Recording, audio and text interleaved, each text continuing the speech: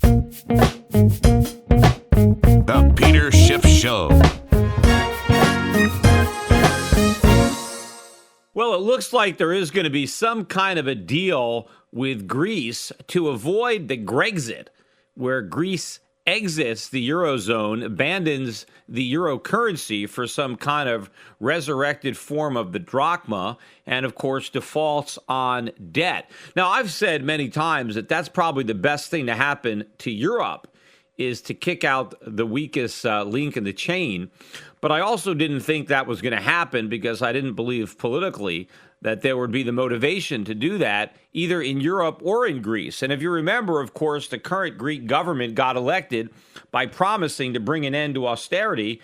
And I said at the time that they're not going to be able to do that because if they actually left the Eurozone, then the economic problems would get worse and the Greeks would have no one to blame but the current government. As long as they stay in the Eurozone, they can continue to blame Brussels or Germany for their problems, and that's exactly what they've done. The austerity, or the so-called austerity, is going to continue. We don't know all the details, the specific details of this deal. Who knows? Maybe it won't even come to fruition, but the markets are certainly acting as if it will. But it doesn't involve any haircuts, any additional haircuts on Greek debt. The Greeks still have to repay, in theory, the money that they've borrowed. And the austerity is still there, at least as it's been described. Now, there are no significant cuts or maybe even any actual cuts to government spending. I think what I've read is that Greek taxpayers will have to contribute more towards their own pensions, but that might be scored as a tax hike more than a spending cut because the government isn't reducing its outlays. It's just increasing what it takes in. The same thing also for taxes. They're going to have higher VAT taxes,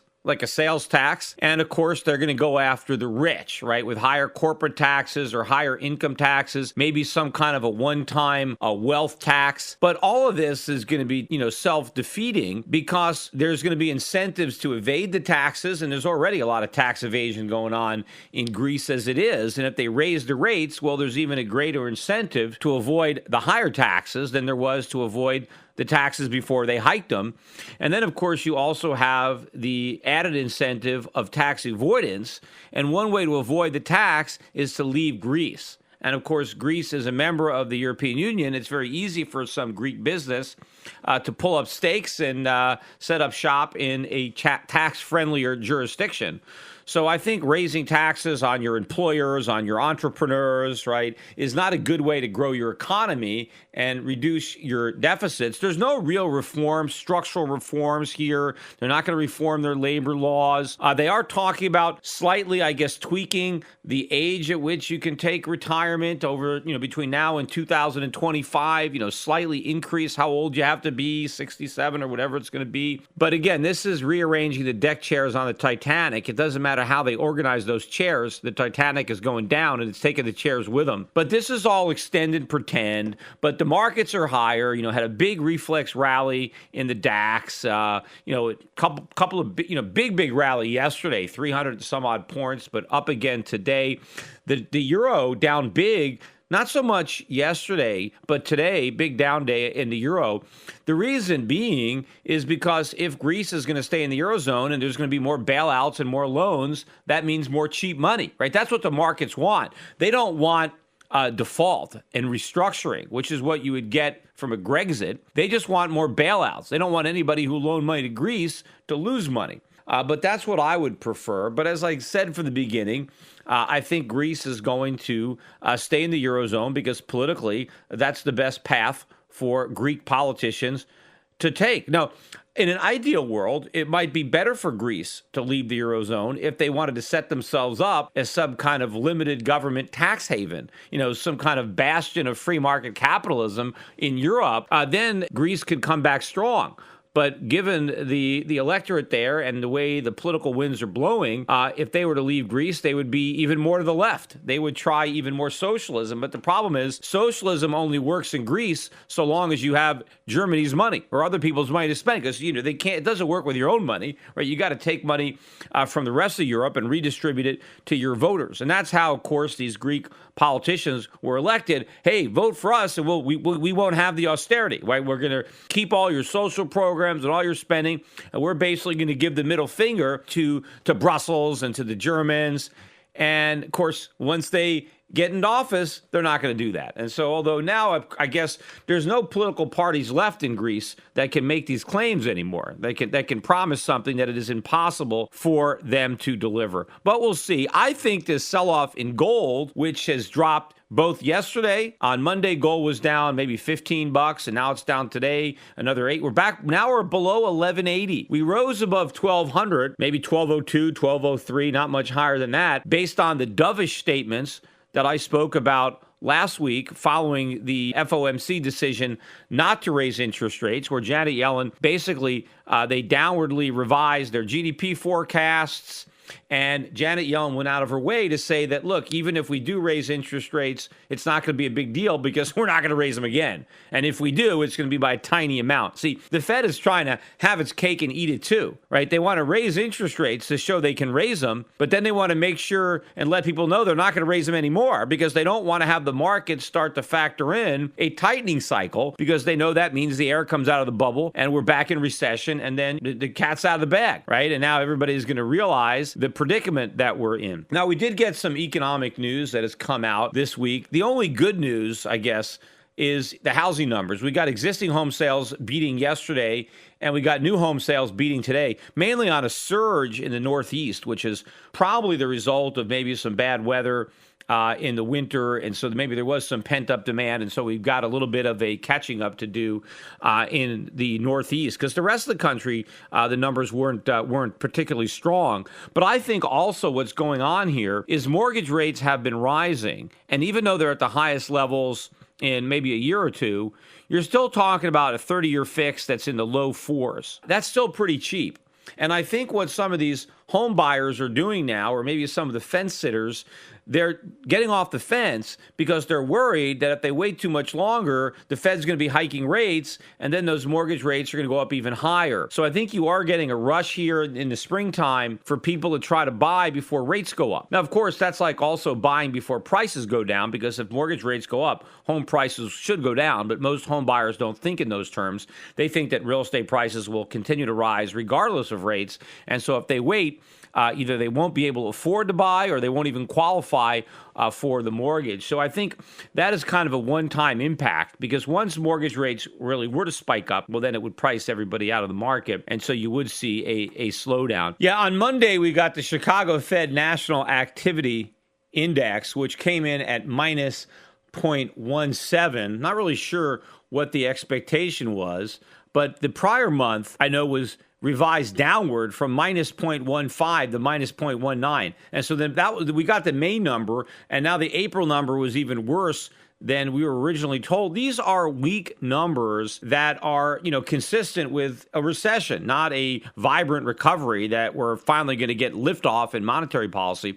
Earlier this morning, we got May durable goods, another down number, down 1.8%. They were looking for down about 0.6, so we were down about triple what had been expected. Worse, they revised down the April number from minus 0.5 to minus 1.5. So they tripled what they originally estimated. The ex-transportation, which last month was reported up 0.5, that was revised to down 0.3. And this month we did meet expectations of up 0.5, but it's up 0.5 from down 0.3. Not up 0.5 from up 0.5. So overall, the number is well below estimates, and it should result in some more downward revisions to the second quarter GDP. In fact, durable goods now have missed estimates for 5 out of the last 7 months. Year over year, durable goods orders are down 5%.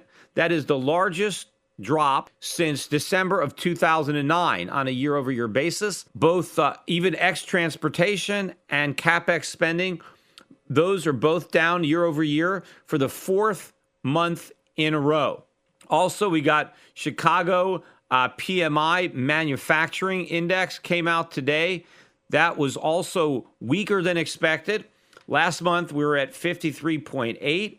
The consensus was for a bump to 54.2. Instead, we got a decrease to 53.4.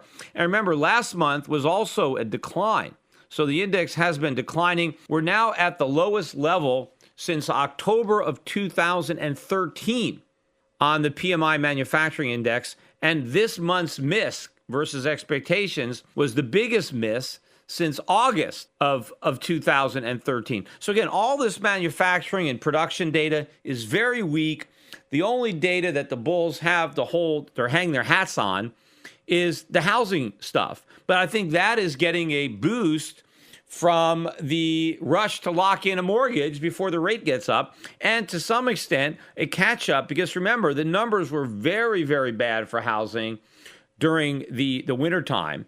So we are getting a bit of a bump now. But again, a lot of this is in the high end. A lot of it is the foreign buyers. Chinese now, the number one buyers. It was the Canadians for a while, but now the Chinese are the number one buyers again of U.S. real estate. A lot of high-end stuff because the home ownership rate, despite all these homes being bought, the home ownership rate continues to fall to new lows as rents are going up.